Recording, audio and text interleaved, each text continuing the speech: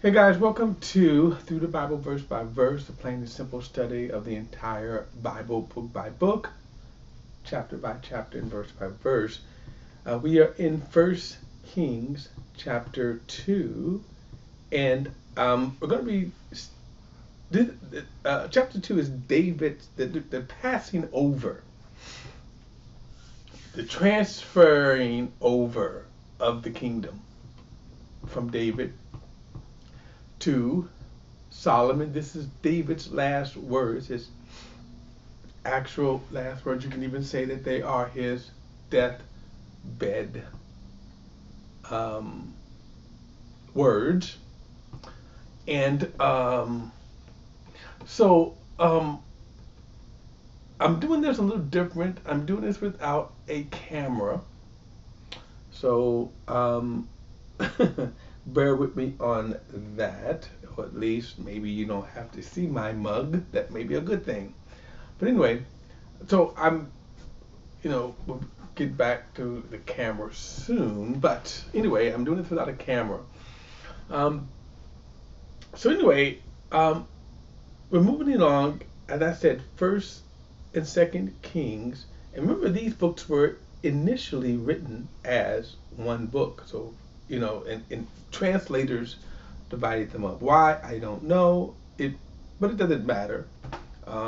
In that, whether we have it or not, doesn't matter.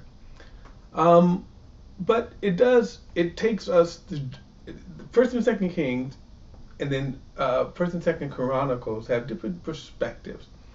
One from Chronicles from the southern kingdom, Judah, and then Kings from the northern kingdom, the 10 tribes. So you had Judah and Benjamin with the southern kingdoms, and then the northern 10 tribes, or sons of Israel, descendants of Israel. Um, right now, this is one nation, and we will see the split of the nation where it becomes two divided nations, where the civil war, actually not a civil war, but where they split, where they break off. Right now, Solomon is about to take possession of the kingdom, and he will rule for 40 years as David ruled for 40 years. And the difference with Solomon is his kingdom, his rulership will be during a time of peace. And that's going to be an interesting perspective. David was a man of war, and because of that, he could not build the temple. God said, "You're not going to build the temple." Um, it is interesting when you have a kingdom that enjoys peace, and we're kind of going to see in that respect how spoiled Solomon was. But with this is the, again, last words of David. Now remember, his brother Adonijah tried to take over the kingdom, sensing that his father was in his last days. He decided he was going to make a run and take over the kingdom, which David quickly squashed. So one of David's last acts of king was to squash Adonijah's attempt. And one of the things we're going to see is David um, instructing Solomon, passing some wisdom on. And let me just say this. This was, if you go back and you remember, I'm kind of jumping ahead here, but if you go back and remember in, I think it's chapter 27 of Second Samuel, where there was a famine in the world, in the land, and David inquired of the Lord and said, "Why do we have this famine?" And he said it was due to some sins that um, uh, King Saul had done, some wrong, and David had to make that right. And one of the things we're going to see here is David instructing Solomon how to tidy up these things.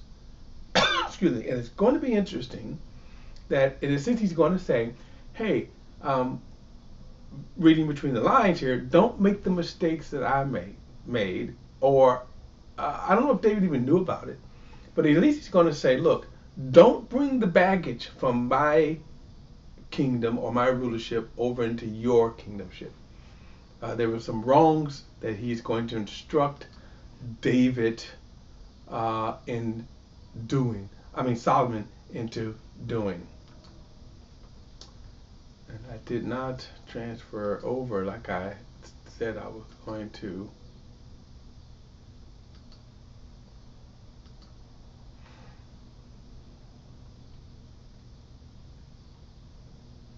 What the freak?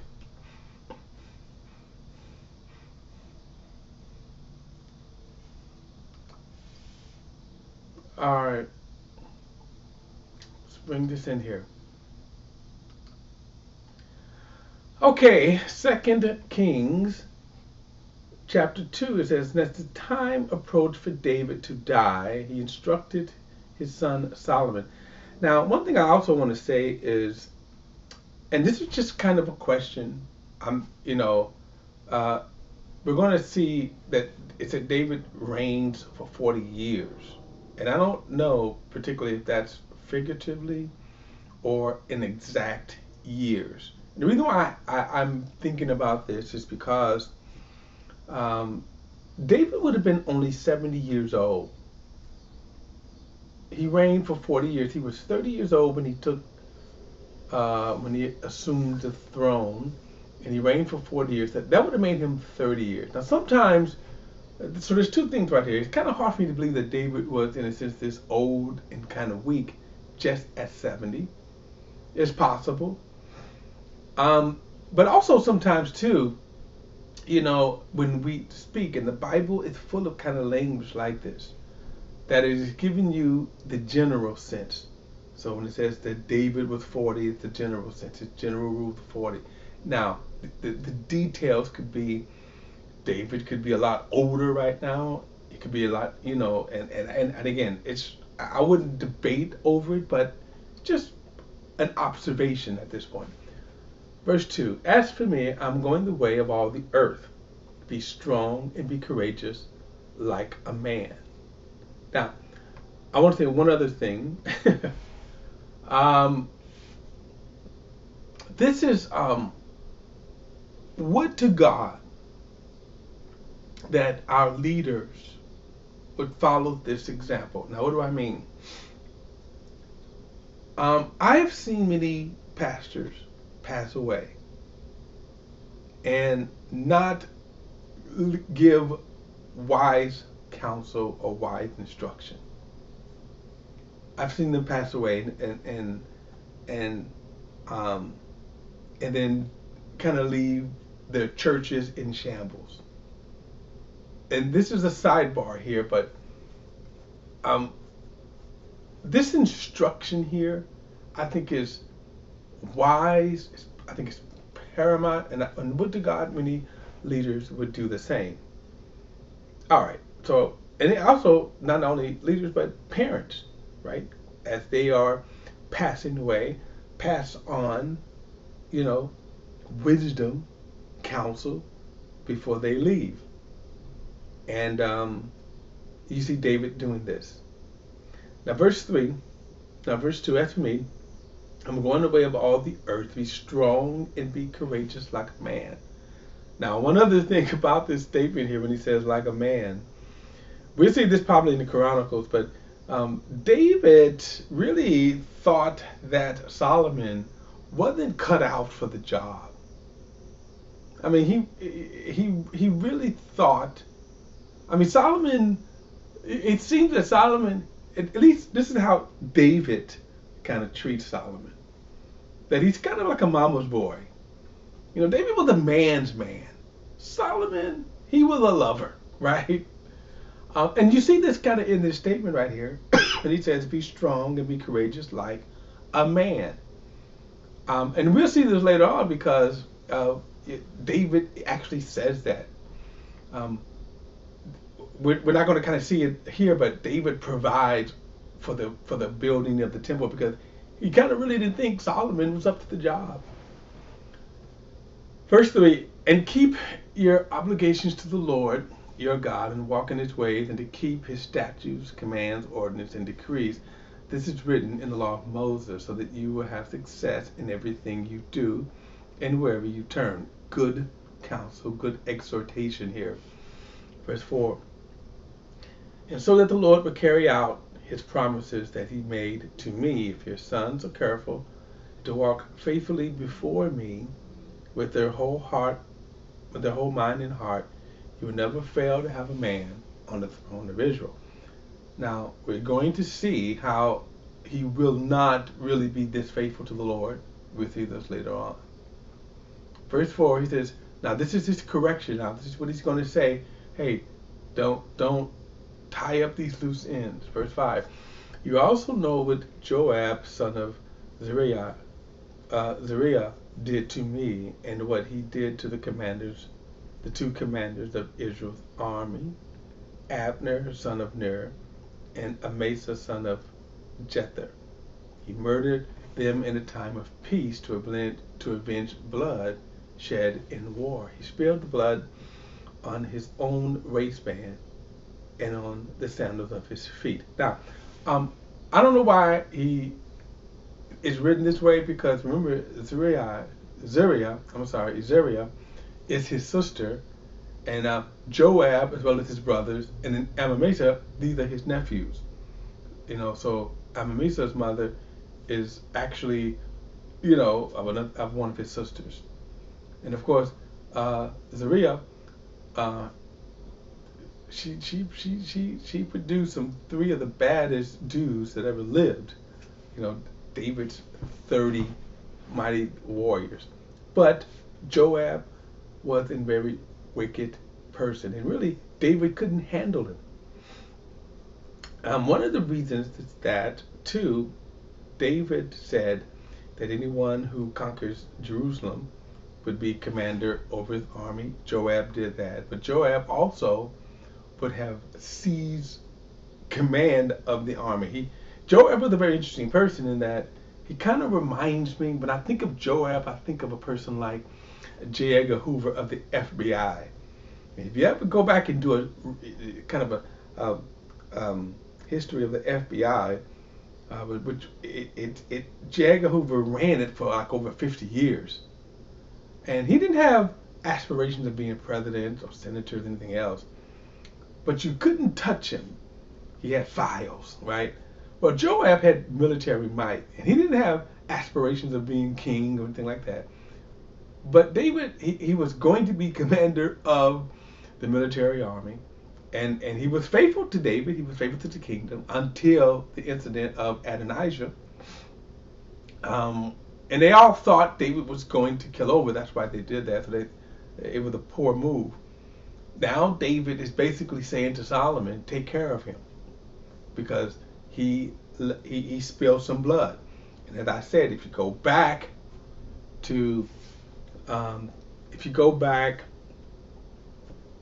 and remember how God held David's generation responsible for Saul's murder. This counsel here is, hey, you don't want what Joab did by murdering Amasa and Abner. Okay. And by the way, he did it not because he did it out of revenge. No, he murdered Abner out of revenge. Now, what is interesting about this, from a strategic standpoint, it was good that he did that, because as we even see years later, and I'm going to get to him in a moment, there were people who never ever thought David was the rightful king. Chiefly his family members, right? Some of his family members. So it was good that he rooted out this, but Abner had David, in a sense, who was trying to make peace in the case of Abner. it really was making a foolish decision. Now, if you got to go back, David, and thank God for God's grace and mercy, because David sometimes had made some foolish decision that had God not intervened. So you could, in a sense, say despite David, not because of him. Like when right before when God was removing Saul from office, and remember David was almost going to fight on the Philistine side, and so how disastrous that would have been for David. So, and you have the same thing here.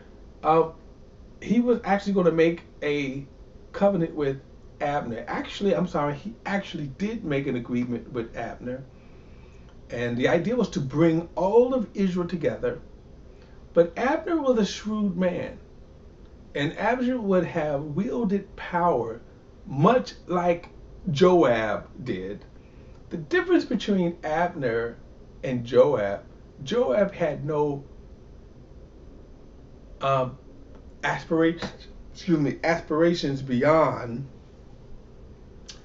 beyond just, commanding the armies. But Abner did. Abner was the power behind. And if you go back to Saul's son,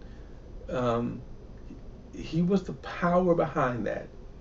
And when Saul's son, if you think about it, accused Abner of sleeping with his concubines, okay, then, and I'm glad I brought that up, because I'm going to show you the power of that. We're going to see the power of that. But when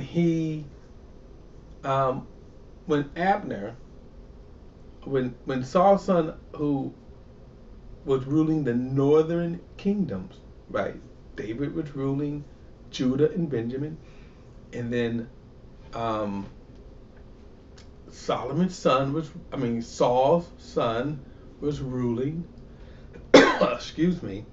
He was ruling the northern kingdoms. Now, I say that because we're going to get back to see.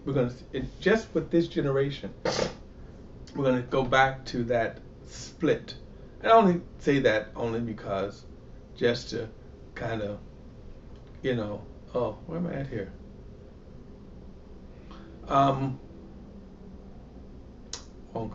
But anyway, so Abner, had he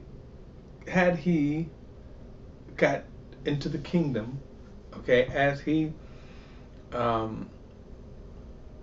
if he had gotten his way, he would have tried to manipulate David.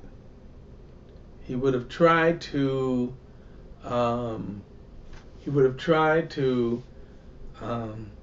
be the power behind David. And he would have had a lot of influence, because think about it. He was bringing the northern kingdoms together. Okay? He was bringing the northern kingdoms, and he did that only because he was mad. Okay? He was mad at Saul's son. That's why. And he didn't like him. Saul's son was sort of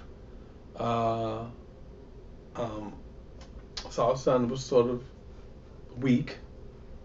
And here you had Abner, by the way, who was Saul's uncle.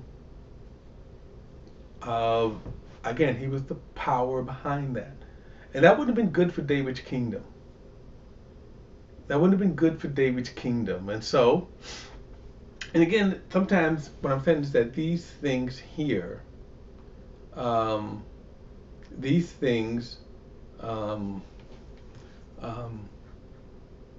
God works. He uses these things to work out His will. All right. So,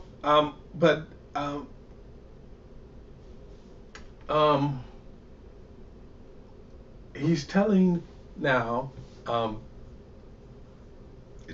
Solomon, hey, make sure you do not you. By the way, and it's kind of a weasel way out too.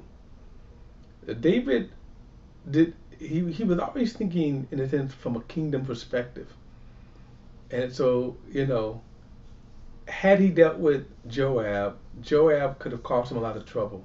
Now he's going to tell Solomon, "Not you deal with it." Okay, look, I'm going to pick this up in the next study here, and we'll pick this up because this chapter here, this actually transfer has some good stuff here. Anyway, um, I'll pick it up in verse right up here in verse 5 again, um, and then we'll see y'all at the next time. Don't forget to like and share this video, guys. Hit that subscribe button. All right, I'll see you next time.